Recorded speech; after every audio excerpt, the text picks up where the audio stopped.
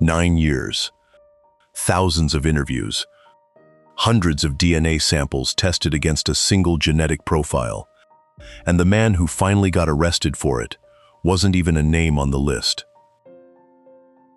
Her name was Faith Hedgepeth.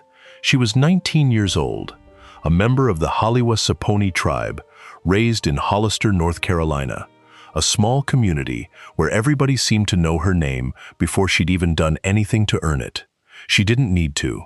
Faith earned a Gates Millennium Scholarship, one of the hardest scholarships in the country to get, and used it to enroll at UNC-Chapel Hill, where she was studying biology.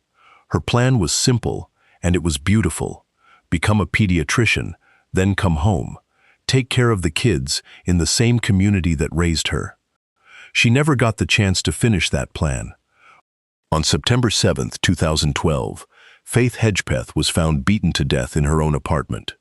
For 9 years, the case went cold, genuinely cold, the kind of cold where investigators start running out of names. And then, out of nowhere, a routine drunk driving arrest in a completely different county cracked the whole thing open. Tonight, I'm going to walk you through 3 things that still don't have full answers, even with a suspect behind bars. Number 1, a chilling voicemail that may or may not have captured the actual moment Faith died. Number 2, why the person police looked at hardest for years was never the man eventually charged. And number 3, what his defense team is arguing right now, in 2026, that's dragging Faith's roommate back into the center of this case, 14 years later. Let's start at the beginning. Thursday, September 6, 2012. Faith spent the early evening at a rush event for Alpha Pi Omega, a sorority for Native American students that she was hoping to join. She left around 7:15 to work on a paper about the history of her tribe. That's who Faith was. Even on a night out, she was still thinking about where she came from. By 8 p.m., she was at Davis Library on campus with her roommate and close friend, Karena Rosario. The two of them studied, texted with Faith's dad about the sorority, and left the library together around 11:30. They got back to their shared apartment, a second-floor unit at a complex called Hawthorne at the View, sitting right on the line between Durham and Orange counties, at around midnight. They weren't there long. By 12:30 a.m., Faith and Karena had locked up and headed out again, this time to a nightclub, a place called The Thrill. And that's where the timeline gets complicated, because somewhere around this window, 1:23 in the morning, to be exact, a voicemail landed on the phone of one of Faith's friends, a voicemail nobody understood the significance of until it was far too late. Here's what we know for certain. A friend of Faith's named UNC-Chapel received a 3-minute voicemail time-stamped 1:23 a.m. She almost deleted it. Faith was known for pocket dialing people, and this one sounded like exactly that. Muffled fabric noise, background static, what could have been music. It wasn't until Una heard that Faith had been killed that she called her phone carrier and had them pull the recording back. Police listened to it and largely dismissed it. Their reasoning was straightforward. The timestamp put Faith at the nightclub at 1:23 a.m., not back at the apartment. Case closed on that piece of evidence, as far as they were concerned. But not everyone agreed. Independent audio analysts who've since reviewed the enhanced recording claim to hear something far more disturbing underneath the static. What sounds like a woman crying, another voice saying something is wrong, and male voices in the background. Some analysts have said they can make out what might be a name, something close to Rosie. Faith's family has said, publicly, that they believe they can hear their daughter in that recording. I want to be straight with you about this. This audio has never been authenticated by an official forensic body, and one audio expert who worked the case has argued the phone's timestamp itself was unreliable due to a known glitch with that phone model and cell tower syncing at the time, meaning the recording could have happened at a completely different moment that night. So take it for what it is, one of the most debated, least resolved pieces of the entire Hedgepeth case. Not proof of anything, just a question nobody has ever fully answered. Faith and Karena got back to the apartment sometime around 3 a.m. For the next hour and a half, there's still a digital footprint. Texts sent, social media checked. Then, around 4:25 that morning, Karena left the apartment again, reportedly to spend time with a friend. She has said she left Faith asleep inside and left the front door unlocked behind her. Karena didn't come back until almost 11 the following morning, this time with another friend, Marisol Rangel. They walked in, called out for Faith, and got no answer. They found her in her bedroom, beaten, partially unclothed, wrapped in a quilt. The scene was bad enough that police sealed the entire case file from the public almost immediately, a decision that was unusual even by Chapel Hill PD's own standards, and one that fueled years of public frustration and speculation. An autopsy confirmed what was visible at the scene. Faith died from blunt force trauma to the head. Investigators would later determine the weapon was something almost unbearably ordinary, an empty glass rum bottle sitting right there in the apartment. Along with the bottle, investigators recovered something else at the scene, a handwritten note. According to reporting on the case, the note was angry, personal, and specifically referenced jealousy. Its exact wording has never been officially released by police to this day, and different outlets over the years have quoted it differently, which tells you something important. Even now, over a decade later, we're relying on second-hand accounts of one of the most critical pieces of physical evidence in the entire case.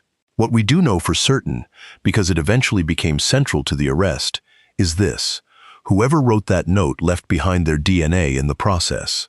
And for 9 years, that DNA profile didn't match anyone in any law enforcement database, anywhere. That's the wall investigators hit almost immediately. Not a lack of evidence. They had plenty.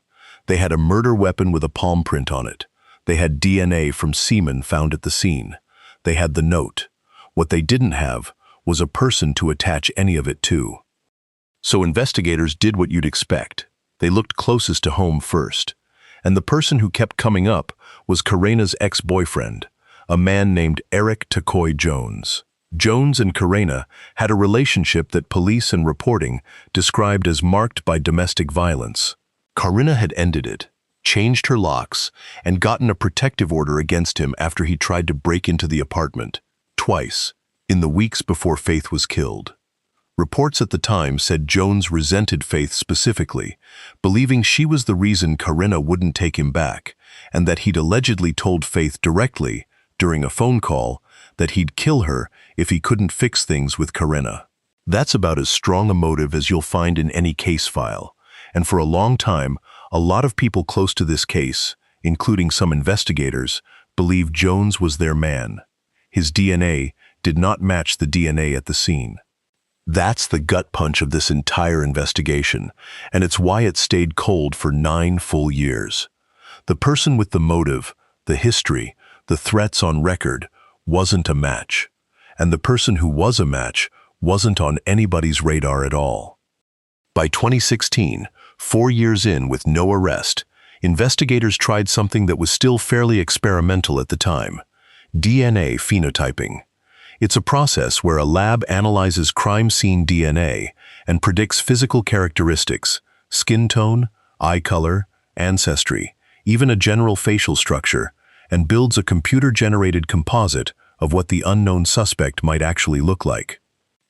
Police released that composite publicly, hoping someone would recognize the face. It didn't lead anywhere. The case stayed cold for 5 more years. And then, in August of 2021, something happened that had nothing to do with Faith Hedgepeth at all. A man named Miguel Salguero-Olivares was pulled over in Wake County and arrested for driving while impaired. Routine, the kind of arrest that happens hundreds of times a week in North Carolina. As part of that arrest, his DNA went into the state database. It matched. On September 16, 2021, 9 years and 9 days after Faith was found, Chapel Hill police arrested Salguero-Olivares and charged him with first-degree murder. He wasn't a friend of Faith's. He wasn't a name that had ever come up in 9 years of interviews. According to court documents released months later, his DNA matched the profile from the scene, and his palm print matched the print recovered from the murder weapon, that same glass bottle. Then Police Chief Chris Blue told the public at the time that this story would take time to completely unfold. He had no idea how right he'd be. For 3 years after the arrest, Salguero-Olivares sat in the Durham County Detention Center, facing a single charge: first-degree murder. Then, in November of 2024, prosecutors went back to the grand jury and came back with 3 additional charges: first-degree burglary, first-degree rape, and first-degree sexual offense. That amended indictment alleged something far more specific than a chance encounter gone wrong. It alleged that Salguero-Olivares broke into the apartment and that Faith was sexually assaulted before she was killed. It reframed the entire case, from a possible spontaneous confrontation into an allegation of a premeditated, targeted attack. I want to say this clearly. These are allegations. Salguero-Olivares has pleaded not guilty, and none of these charges have been proven in a courtroom. But the timing matters. Whatever evidence prosecutors are sitting on, it took them 3 years after the arrest to feel confident enough to add charges this serious. And this is where the case gets genuinely uncomfortable for people who were close to Faith. Because Salguero-Olivares' defense team hasn't just been contesting the DNA. In court filings, they've pointed back at Karena Rosario, the roommate, and at a friend named Jordan McQuarrie, the man Karena says she went to see the morning of the murder. According to filings from the defense, there is evidence, contested by prosecutors, that Karena had blood on her finger the morning Faith's body was found. The defense has requested to depose McQuarrie and compare additional fingerprints found in the apartment against people who were in Faith and Karena's social circle. A former Orange County judge, commenting publicly on the case, said filings like these, combined with just how much time has passed since 2012, could genuinely help the defense poke holes in the prosecution's case at trial. To be clear, none of this means Karena Rosario did anything wrong. Defense attorneys in capital-level cases routinely raise alternative theories, and a claim in a court filing is not evidence of guilt. But it does mean that after 14 years, Faith's own roommate, the person who found her, is still being pulled back into the center of this story, right as the trial finally approaches.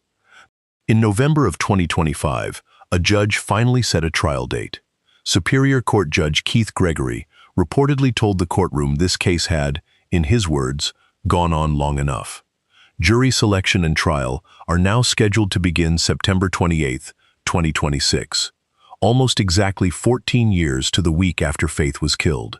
Prosecutors pushed for that late date specifically to allow time for additional evidence testing. The defense, notably, said they didn't need it. Whatever happens in that courtroom, it will be the first time in 14 years that any of this gets tested in front of a jury. Whatever comes out of that courtroom next year, it won't change who Faith Hedgepeth actually was. She wasn't just a case number or a DNA profile that took 9 years to match. She was somebody who used a scholarship most people never even hear about to chase a dream of coming home and taking care of kids in her own community. Her family didn't let that dream disappear with her. They started the Faith Hedgepeth Memorial Scholarship, which today helps Native American women from tribal communities across North Carolina go to college. The same shot Faith was given, passed on to someone else. That's the part of this story I think gets lost the most. So here's what I want to ask you. Faith's roommate left the apartment unlocked that night, believing Faith was safe inside, asleep. 14 years later, that single decision is still being picked apart in court filings. What do you think? Was that just an ordinary mistake anyone could have made on an ordinary night? Or do you think there's more to that decision than we've been told? Let me know what you think down in the comments. This case isn't over. There's a trial coming, and when new developments break, I'll be covering every single one of them. Make sure you're subscribed, with the bell on, so you're not finding out secondhand. For Faith, and for every family still waiting on a courtroom to finally say what happened to the person they lost.